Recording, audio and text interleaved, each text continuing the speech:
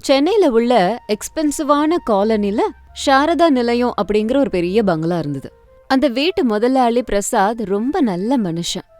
ஆனா அவரோட மனைவி சாரதா மட்டும் பக்கா சிட்டி ஆளு. அவங்களுக்கு ஆடம்பரமும் அகங்காரமும் கொஞ்சம் எக்ஸ்ட்ரா தான். அவங்களுக்கு 3 மகன்கள், ரமேஷ், சுரேஷ், அருண். இதுல விசித்திரம் என்னன்னா 3 பேருமே அவங்களுக்கு பிடிச்ச பொண்ண கல்யாணம் பண்ணிக்கிட்டாங்க. எல்லாம் கிராமத்து பொண்ணுங்க. பெரிய மருமக அனாமிகா, 2வது மருமக அவனி, 3வது அஞ்சலி. 3 பேரும் பக்காவான கிராமத்துல இருந்து வந்த பெண்கள். சாரதாவுக்கு அந்த பெண்களை சுத்தமா பிடிக்கவே பிடிக்காது.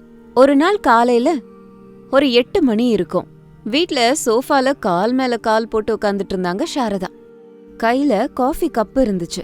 திடீர்னு அந்த காஃபிய டீபாயில வச்சுட்டு சத்தமா கத்துனாங்க. அடியே அனாமிகா, என்னடி இது? காஃபில சர்க்கரைய போடுறீன்னா விஷத்தை போட்ட மாதிரி இவ்ளோ கேவலமா பண்ணிருக்க. உனக்கு காஃபி போட கூட வராதா? கிராமத்து கழுதைங்க கஞ்சி குடிக்கதான் வரும் இதுங்களுக்கு அப்படின்னு சொன்னதும் அனாமிகா பயந்துகிட்டே கிச்சன்ல இருந்து அவங்க கிட்ட வந்தா. மன்னிச்சிருங்க அத்தை, நீங்க சுகர் கொஞ்சம் கம்மியா போடுங்கன்னதால நான் கொஞ்சம் கம்மியா போட்டுட்டேன். ஓஹோ, அப்படின்னா நான் சொன்னதை புரிஞ்சுக்கிற அளவு கூட புத்திசாலித்தனம் இல்ல. போயே மரியாதையா இன்னொரு கப் காஃபி கொண்டு வா. இந்த தடவை நல்லா இல்ல, கப்ப உன் மூஞ்சில எறிவ. 2வது மருமக அவனி பரபரப்பா டைனிங் டேபிளுக்கு வந்தா.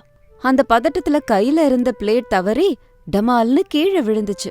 பாத்தியா, உனக்கு அறிவு எதனா இருக்காடி? மரமண்ட பிளேட்ட பிடிக்க தெரியாது, துணி துவைக்க தெரியாது, வாஷிங் மிஷின்ல பட்டன் நமக்கு தெரியாது. ஏதோ டைம் பாம்ப பாக்குற மாதிரி பாக்குறீங்க. உங்களை வச்சுக்கிட்டு என் தலை எழுத்து. ஐயோ இல்லத்த, கை நழுவிடுச்சு. இதோ இப்ப சுத்தம் பண்ணிடுற. சுத்தம் பண்ண போறியா? டைல்ஸ உடைச்சதுக்கு உங்க அப்பனா வந்து பணத்தை கொடுப்பான்.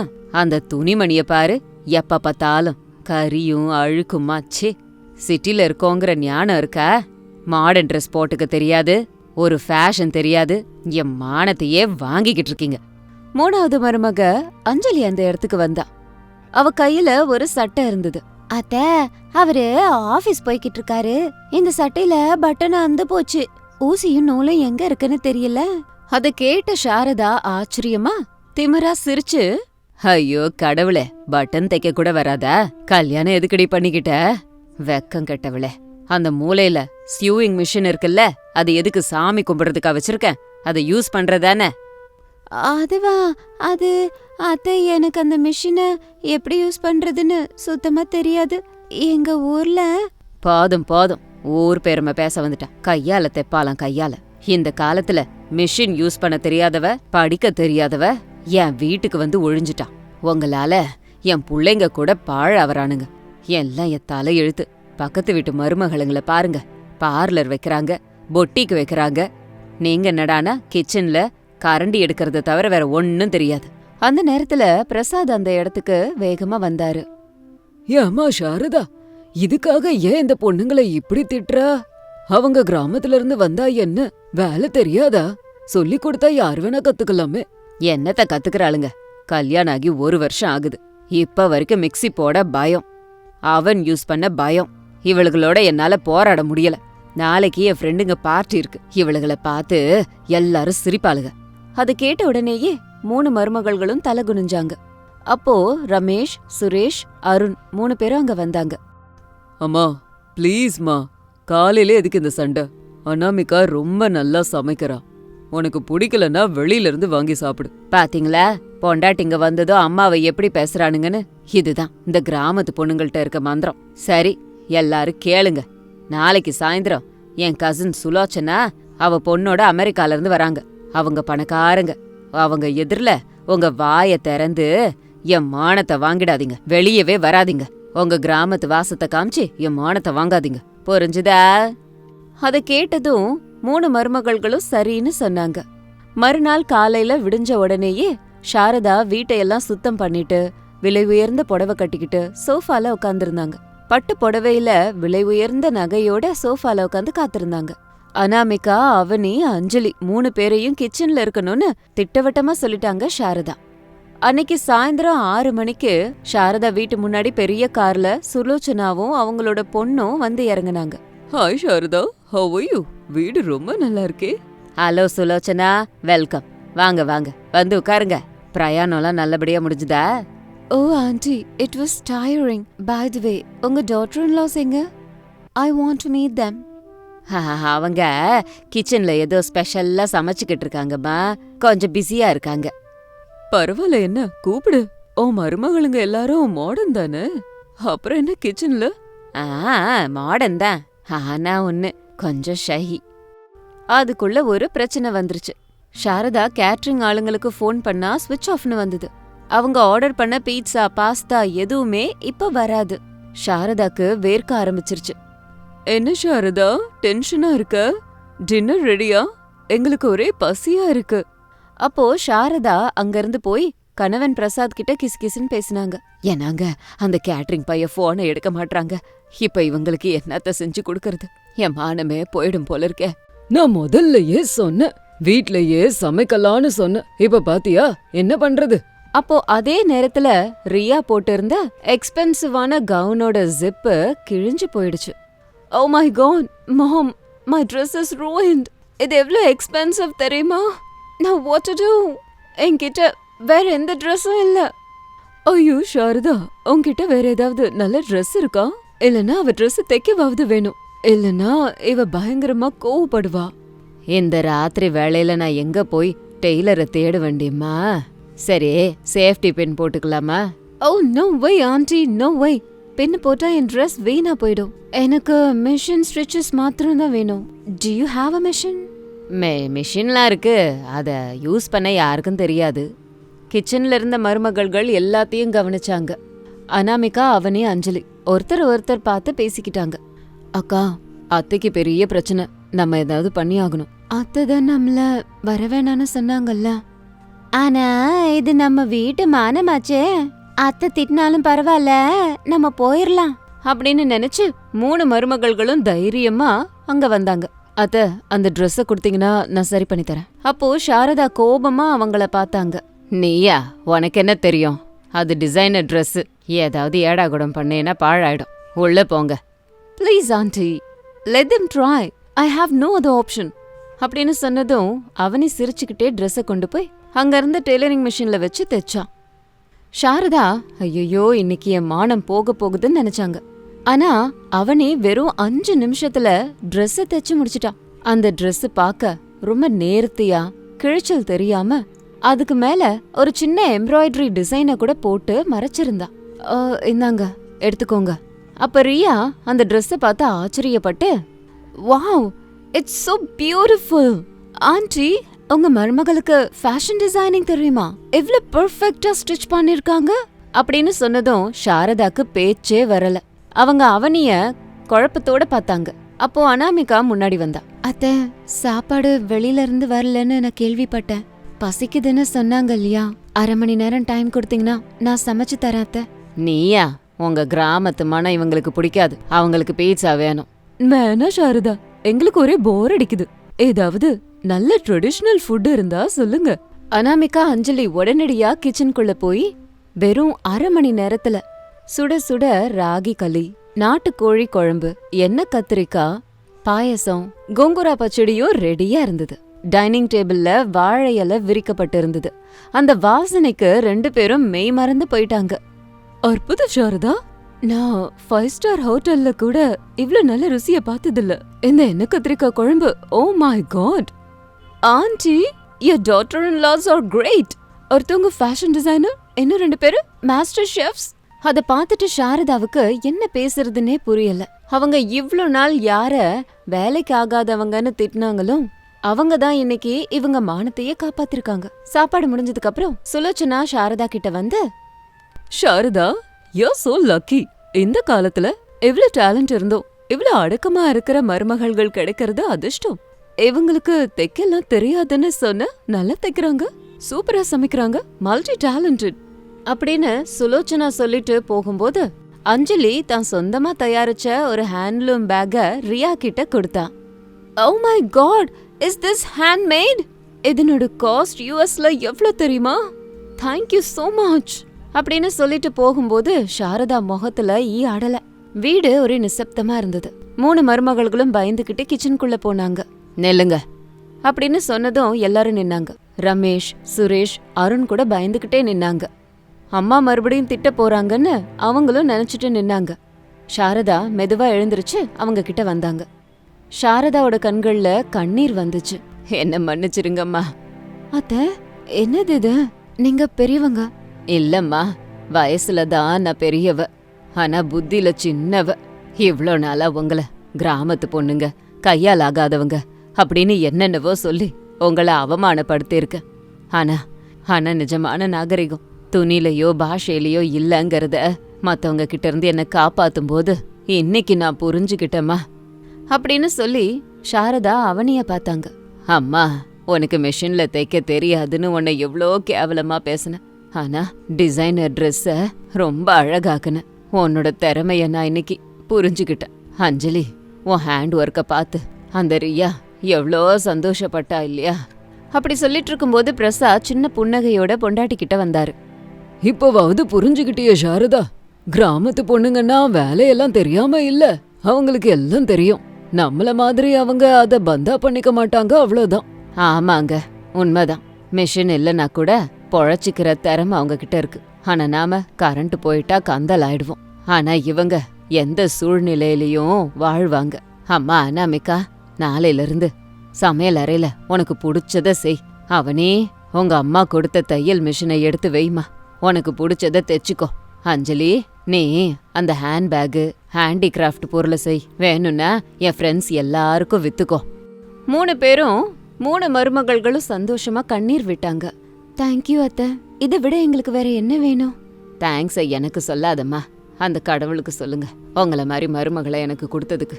அப்பாடா, இத்தனை நாள் கழிச்சு இந்த வீட்டுல உண்மையான சந்தோஷம் வந்திருக்கு. அந்த நேரத்துல எல்லாரும் உண்மையிலேயே சந்தோஷமா சிரிச்சாங்க.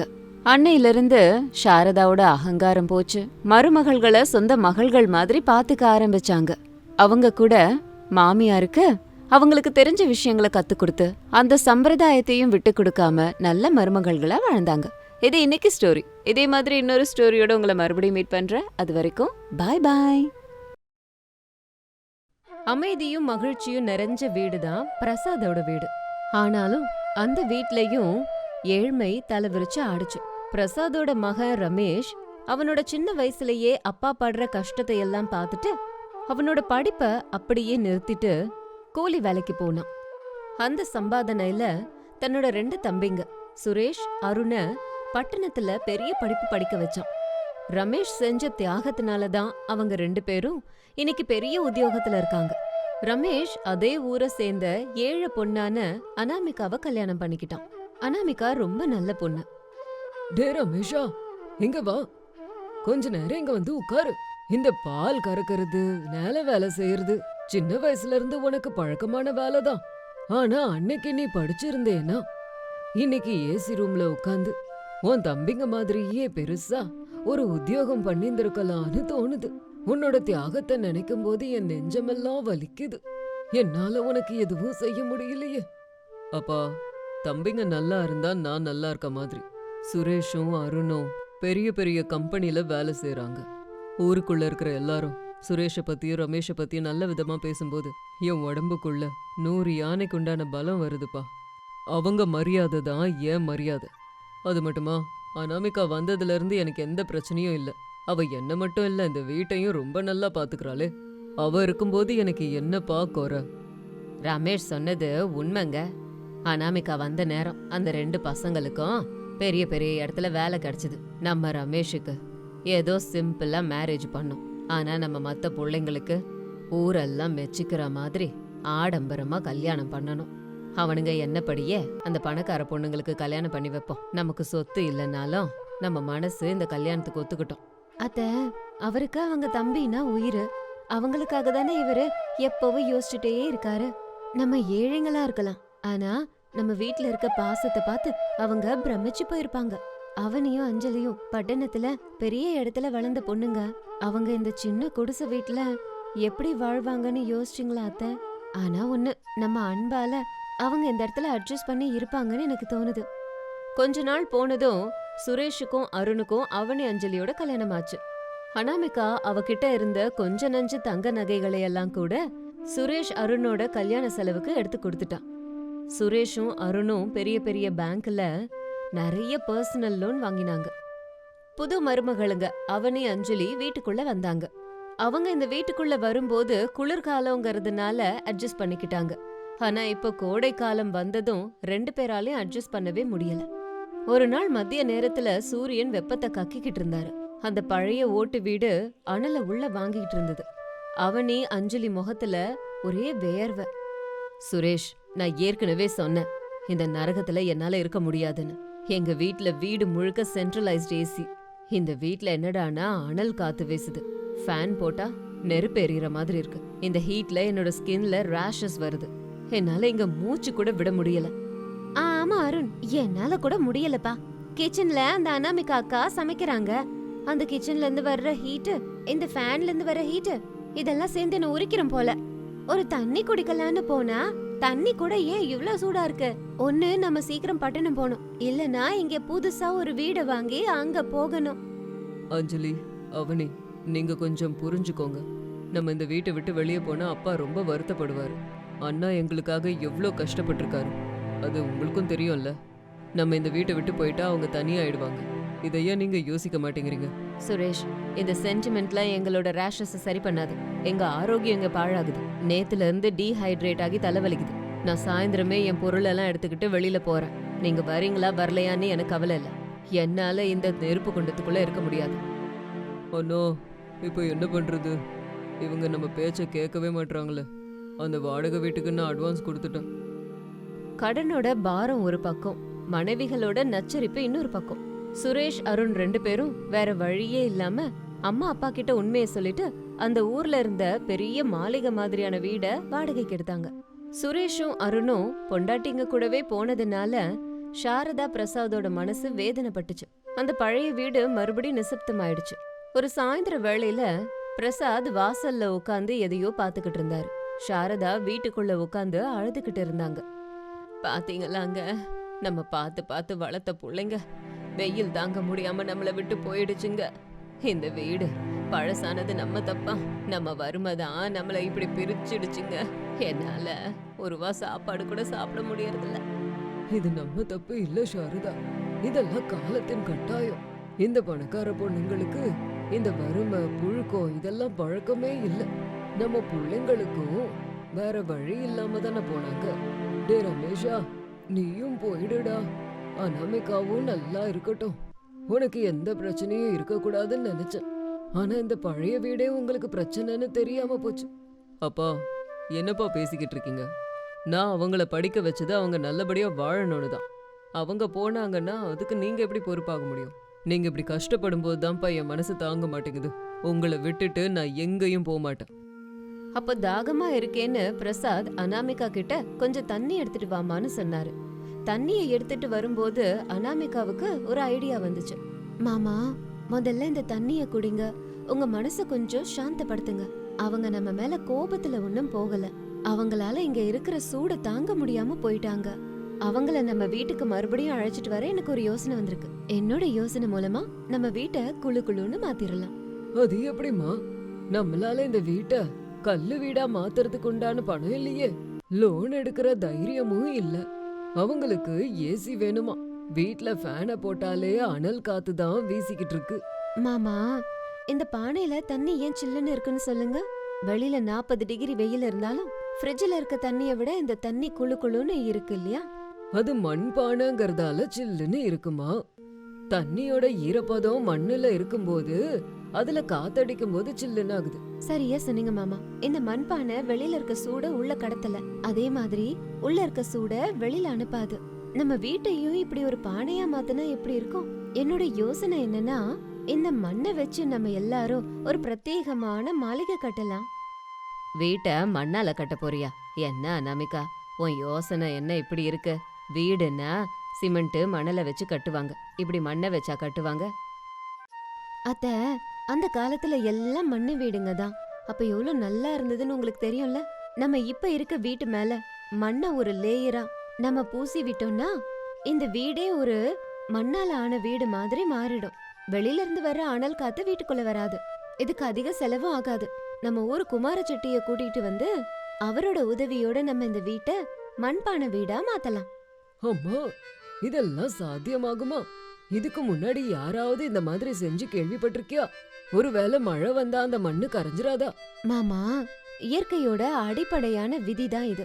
மழை பெய்யும் போது அது கரையாம இருக்கிறதுக்காக நம்ம வாட்டர் ப்ரூஃபிங்க முதல்ல போடுவோம். இதுக்கு அதிகமான பணமும் செலவாகாது. மனசு இருந்தா எல்லாம் சாத்தியம்தான். நாளைக்கு காலையிலேயே நான் வேலையை ஆரம்பிக்கிறேன். என்னங்க, எனக்கு நீங்க உதவி செய்யணும்.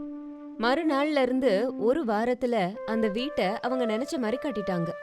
அவங்க ஊர்ல இருந்த குமார செட்டியையும் மேஸ்திரிகளையும் வரவழைச்சு அவங்க என்ன பிளான் பண்ணாங்களோ அதே மாதிரியான வீட்டை கட்டினாங்க. அந்த ஒரு வாரம் போனதுக்கு அப்புறம் பிரசாதோட பழைய வீடு இப்போ ஒரு பானை வீடா ஆச்சு. மேல மண்ணு பூசி இருக்கிறது வெளியே தெரியக்கூடாதுன்னு பானை டிசைனை வச்சு அந்த வீட்டை பாக்குறதுக்கு ஒரு பெரிய பானை வீடு மாதிரி இருந்தது. ரமேஷ் தினமும் அந்த பானைகள்ல நீர் ஊத்தினான். அது வீட்டுக்குள்ள குளிர்ந்த காற்று அனுப்புச்சு. அம்மா அனாமிகா, என்ன மேஜிக்குமா இது! வீட்டுக்குள்ள வந்ததுமே ஏசி ரூமுக்குள்ள போன மாதிரி இருக்கு. குளு குளுன்னு இருக்கே. இந்த வாசனை, குளுமை இது எல்லாமே சின்ன வயசுல இருந்து நான் அனுபவிச்சதே கிடையாதுமா. அந்த பெரிய பெரிய ஏசிலாம் கூட இது முன்னாடி தோத்துரும். ஆமாங்க, கிச்சன்ல கூட சூடு தெரியவே இல்ல. நான் சந்தோஷமா சமைச்சுக்கிட்டு இருக்கேன். அம்மா அனாமிகா, நீ எங்க வீட்டுக்கு வந்த தேவதம்மா. இந்த பிரச்சனைய தீத்துட்டியே. அனாமிகா, உன்னோட யோசனை ஹிட் ஆயிடுச்சு. ஊருக்குள்ள இருக்கவங்கலாம் நம்ம வீட்டை பாக்குறதுக்கு கியூ கட்டுறாங்க. நம்ம வீட்டு எதிரில் நின்னு போட்டோ எடுத்துக்கிறாங்க. நம்ம தம்பிங்களை கூப்பிட்டு அவங்களுக்கு சர்ப்ரைஸ் கொடுக்கலாமா? ஆமாங்க, உங்க தம்பிங்களையும் அவங்க பொண்டாட்டிங்களையும் ஒரு ஞாயிற்றுக்கிழமை சாப்பிட கூப்பிடுங்க. இந்த வீடு குளு குளுன்னு இருக்கிறத பார்த்து அவங்களாவே வருவாங்க. ஒரு ஞாயிற்றுக்கிழமை மத்தியானம் சுரேஷ், அருண், அவனி, அஞ்சலி எல்லாரும் சாப்பிடுறதுக்கு வந்தாங்க. வெளியில 44 டிகிரி வெயில் காஞ்சுது. ரோட்ல புகையே வந்துகிட்டு இருந்தது. அவங்க வீட்டுக்குள்ள வந்ததும் அப்படியே சர்ப்ரைஸ் ஆயிட்டாங்க. சுரேஷ், என்னது இது? வீட்டுக்குள்ள வந்ததும் சிலு சிலுன்னு காத்து வருது. உங்க அண்ணன் சென்ட்ரலைஸ் ஏசி போட்டாரான்னு? ஏசியை எங்கேயுமே பார்க்க முடியலையே. நம்ம வீட்ல இருக்க எப்பவும் அந்த வேர்வை வாசனை கூட இங்க இல்லையே. ஒரே மண் வாசனையா இருக்கு. ரொம்ப நல்லா இருக்கே. அட ஆமாக்கா, வெளியில அவ்வளவு வெயிலா இருக்கு. ஆனா இந்த வீட்ல இவ்ளோ குளு குளுன்னு இருக்கே. எனக்கு கொஞ்சம் கூட வேர்க்கவே இல்ல. அருண், பாத்தீங்களா? உள்ள ஒரே நிம்மதியா பிரசாந்தமா இருக்கு. வாங்கம்மா வாங்க. இது உங்க அனாமிகா அக்காவோட யோசனை. நம்ம வீட்டை அவ ஒரு மண்பானையா மாத்திட்டாம்மா. இந்த வீட்டோட மேல் கூரையில அவளோட ஐடியாவை கலந்தா. அதுதான் மண்பானை கூரை. அப்பா, நாங்க லோனை வாங்கிக்கிட்டு அந்த லோனை கட்ட லோலோன்னு அலைஞ்சிக்கிட்டு இருக்கோம். வாடகை கட்ட முடியல. ஏசி இஎம்ஐ கட்டிக்கிட்டு இருக்கோம். ஏசி இருந்தா கூட இங்க இருக்கிற நிம்மதி அந்த இடத்துல இல்லையேப்பா. நாங்களா இந்த வீட்டை விட்டு வெளியே போனதுனால எங்களால திரும்ப வர முடியல. எங்களை மன்னிச்சிருங்க. சுரேஷ், அவனி, அஞ்சலி, கவலைப்படாதீங்க. மாமா உங்களை விட்டுட்டு ஒரு நிமிஷம் கூட இருக்க மாட்டேங்கிறாரு. உங்க மேல இருந்த அவரோட அன்புதான் எனக்கு இப்படி ஒரு யோசனைய வர வச்சுது. இயற்கைய நம்ம நேசிச்சோன்னா அது நம்மள இப்படி கைவிடாது. இந்த வீடு எப்பவும் உங்களுக்காக திறந்தே இருக்கும். நீங்க எப்ப வரணும்னு நினைக்கிறீங்களோ அப்ப நீங்க வரலாம். ஒருவேளை நீங்க வந்துட்டீங்கன்னா மாமாக்கு அதை விட பெரிய சந்தோஷம் வேற எதுவுமே இல்ல. என்ன மன்னிச்சிருங்கக்கா. சிட்டி திமிரல நான் உங்களோட அன்பை கவனிக்க மறந்துட்டேன். உங்களோட இந்த புது வீடு எங்களுக்கு ஒரு புது பாடத்தை கத்து கொடுத்துருக்கு. இயற்கைக்கு பக்கத்துல, மனுஷங்களுக்கு பக்கத்துல இருந்தோம்னா உண்மையான அன்பு நமக்கு கிடைக்கும். ஆனா ஆமாங்கா, மறுபடியும் நாங்க சில்லுன்னு வீட்டுக்கு வந்திருக்கோம். அந்த வாடகை வீடு எங்களுக்கு வேண்டாம். நம்ம எல்லாரும் ஒன்னா இருக்கலாம். அனாமிகா அக்கா, நீங்க எங்களுக்கு கிடைச்சது எங்களுக்கு லக்கு. அன்னைக்கு பிரசாத் குடும்பம் மறுபடியும் ஒன்னாயிடுச்சு. அந்த மண் வீடு அவங்கள ஒன்னாக்கிடுச்சு. அனாமிகாவோட புத்திசாலித்தனத்தை எல்லாரும் பாராட்டினாங்க. கொஞ்ச வருஷத்துல சுரேஷும் அருணும் அவங்களோட லோனை கட்டி முடிச்சாங்க. பிரசாத் அவரோட சேவிங்ஸ கொடுத்தாரு. ரமேஷ் அவனோட விவசாய பணத்தை கொடுத்தான். அதை வச்சு அவங்க ஒரு மாடி வீடு கட்டினாங்க. அம்மா அனாமிகா, நம்ம இப்ப மாடி வீடு கட்டிட்டோம். அந்த பழைய பானை வீட்டை என்ன பண்றது? மாமா, அந்த பானை வீடு நமக்கு கஷ்ட காலத்துல வழி காமிச்சது. அதனால நம்ம புது வீட்டு மாடியிலயும் நம்ம பானையால ஒரு கூரைய கட்டலாம். அந்த பழைய வீட்டு ஞாபகம் நமக்கு எப்பவுமே நம்ம மனசோடவே இருக்கும். அத நம்ம வழிபோக்கர்களுக்கான இடமாக்கிடலாம். நமக்கு கஷ்டம் வரும்போது வழிகாட்டின அந்த வீட்டை நம்ம மறந்துடக்கூடாது இல்லையா? ஆமா அண்ணே, இந்த புது வீட்ல கூட நம்ம அதே மண் வாசனைய கொண்டு வரணும் அண்ணே. அண்ணனோட தியாகத்தால நாங்க படிச்சோம். உங்க விவேகத்தால இன்னைக்கு நாங்க சந்தோஷமா இருக்கோம். எந்த வீடா இருந்தாலும் எல்லாரும் ஒண்ணா இருந்தா அது ஆனந்த நிலையம்தான். என் மருமக அனாமிகா இந்த வீட்டுக்கு வந்த மகாலட்சுமி. அவளாலதான் இந்த வயசான காலத்துல நாங்க நிம்மதியா இருக்கோம். அத்தை, எல்லாத்தையும் புரிஞ்சுக்க கூடிய சொந்தங்கள் இருக்கும்போது எந்த வீடா இருந்தாலும் சொர்க்கமா இருக்கும். அந்த வானத்துக்கு கீழே நம்ம எல்லாரும் சின்ன நட்சத்திரங்கள் மாதிரி ஒன்னா இருந்தா தானே சமுத்திரத்தோட பலம் கிடைக்கும். இப்படி அனாமிகா அவளோட புத்திசாலித்தனத்தால ஒரு குடும்பத்தை சேர்த்து ஏழ்மையில கூட எல்லாரும் ஒன்னா எவ்வளவு சந்தோஷமா இருக்க முடியும்னு அவ நிரூபிச்சா. ஊர் மக்கள் எல்லாரும் அத சொல்லி சொல்லி அவளை பாராட்டிக்கிட்டே இருந்தாங்க. ஒரு சாதாரண மண் வீடு ஒரு அசாதாரண பந்தத்தை உருவாக்கிருக்கு. இது இன்னைக்கு ஸ்டோரி. இன்னொரு புது ஸ்டோரியோட உங்களை மறுபடியும் மீட் பண்றேன். அது வரைக்கும் பாய் பாய்.